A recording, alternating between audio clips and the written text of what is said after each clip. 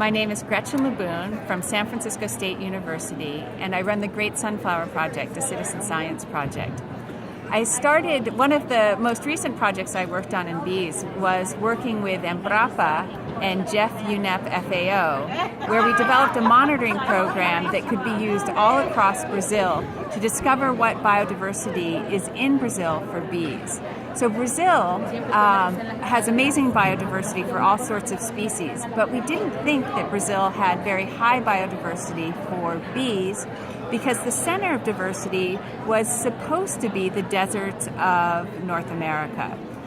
It turns out that once we got some monitoring set up in Brazil, we started to discover that Brazil probably has the highest biodiversity on Earth. The interesting project that happened with Embrapa was designed to look at what native pollinators actually support agriculture.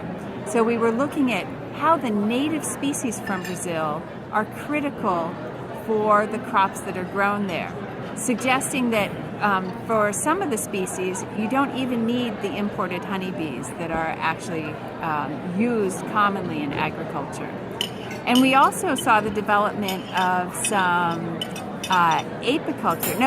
Melipona culture using the stingless bees from Brazil as pollinators.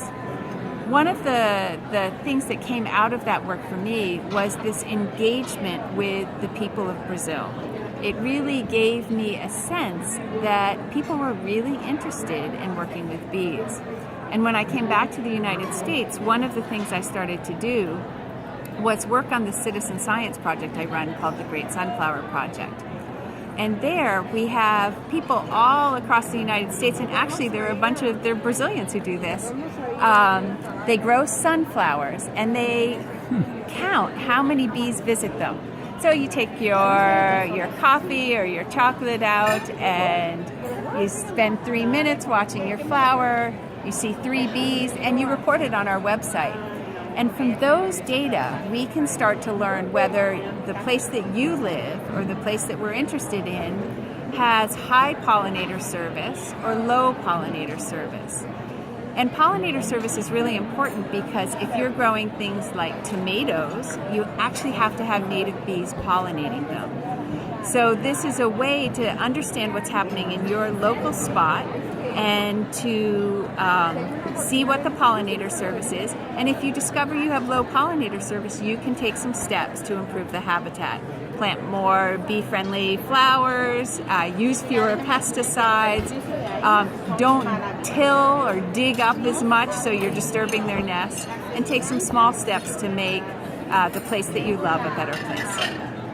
So the Great Sunflower Project is a citizen science project focused on evaluating pollinator service. And the idea is that by counting the number of visits that a plant gets from an insect, a bat, a bird, we can figure out whether or not that flower is likely to produce seeds and fruit. So you can go out and take any plant that you're interested in, watch it for 3 to 5 minutes, and record the number of visits that plant gets.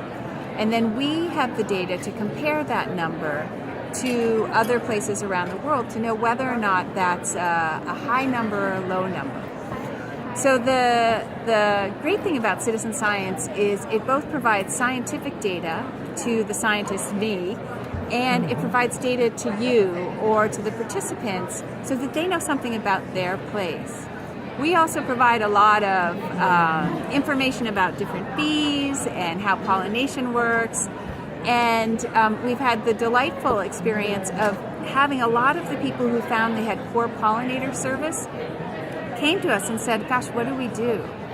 So on our website, we started a second project which allows you to go out into your yard and sort of look at the things that we think will improve that habitat for bees.